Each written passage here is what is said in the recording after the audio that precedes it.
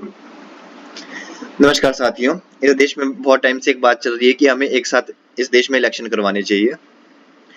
तो हम पहले ये बात करेंगे कि क्या है ये वन नेशन वन इलेक्शन, हमें इसकी जरूरत क्यों पड़ रही है। तो हम इसके बारे में पहले बात कर लेते हैं कि हम पहले ये जान लें कि वन नेशन वन इलेक्शन है क्या। जैसा कि हमें पता है कि हमारे जो इलेक्शन प्रोसेस है उसमें बहुत सारे ड्रॉबैक है। हमें उसे स्ट्रीमलाइन करने के लिए हम नया कुछ ऐसा प्रोसेस लाने की कोशिश कर रहे हैं कि जिससे ये चीजें बैकड्रॉप से वो कम हो जाए और जो हमारा इलेक्शन इलेक्टोरल प्रोसेस है वो एक स्ट्रीमलाइन में आ जाए। तो उसके लिए हम क्या एक हमने टूल इन्वेंट किया है कि वन नेशन वन इलेक्शन।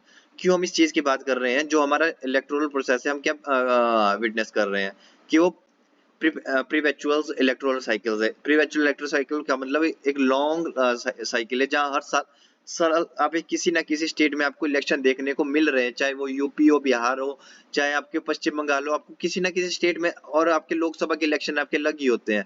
तो आपको हर स्टेट में आपको इलेक्शन देखने को मिल रहे हैं और एक क्या ही सिंक्रोनाइज नहीं है कि यूनिफॉर्मिटी नहीं देखने को मिल रही है इलेक्टोरल कैलेंडर में। तो हम क्या चाहते हैं कि यार एक ऐसा हमारे पास टूल आ जाए कि हम सारे देश में एक साथ इलेक्शन करवा सके। ये इंडिया है और हम क्या चाहते हैं कि यहाँ से लेकर यहाँ तक एक साथ इलेक्शन हो जाए, एक बारी में हमारा काम खत्म हो जाए। और fix term of various legislative bodies, इसके बारे में हम बात नहीं करेंगे। हम बात करेंगे सीधा हमें क्या बात करनी है। ये चीजें आप इसमें देख के पढ़ सकते हैं, पॉज करके पढ़ सकते हैं। ये एक एग्जांपल मैं आपके सामने रखता हूँ, ठीक है? तो आप समझो, क्या समझो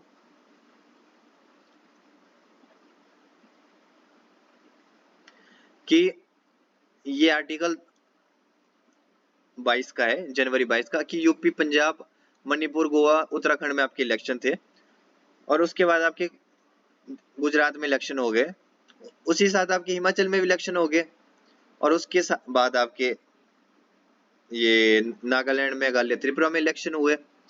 तो क्या देखने को मिल रहा है कि 22 में आपके यहाँ इलेक्शन हुए, 22 एंड में आपके हिमाचल में इलेक्शन हो गए, 23 आते आते आपका नागालैंड, मेघालय, त्रिपुरा में इलेक्शन हो गए। तो आपकी भाई कंटिन्यूसली इलेक्शन है, आपके रुक नहीं रहे इलेक्शन।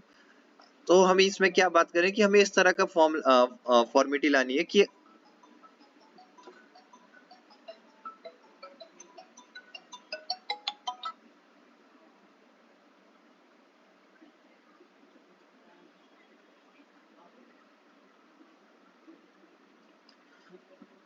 हम एक ऐसी फॉर्मेलिटी लाना चाहते हैं कि हम एक साथ ही देश में चुनाव करा ले।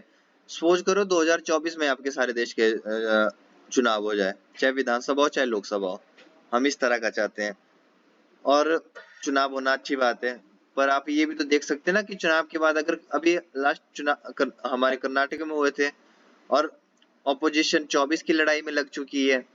हमें मोदी को कैसे हराना है इस बात पे कर रही है। लोगों की डेवलपमेंट तो कभी रही नहीं है इस देश में। मुद्दा करप्शन के ऊपर आपने बात की कि करप्शन को किस तरह से कम किया जाए, पर करप्शन आप सबसे ज्यादा करते हैं और लोगों के डेवलपमेंट का काम आप करते नहीं हो। मेरिट्स, कॉस्ट सेविंग होगी, स्टेबल गवर्नेंस होगी, आपका रिसोर्सेज एलोकेशन अच्छे होंगे, वोटर्स फटीग आपकी कम होगी, एनहेंस पॉलिसी फोकस होगा।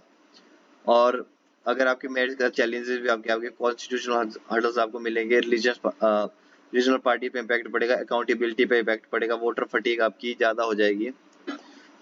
अगर हम ये कर भी लेते हैं तो हमें क्या देखना है कि कॉन्स्टिट्यूशनल अमेंडमेंट हमें करना पड़ेगा वन नेशन वन इलेक्शन के लिए।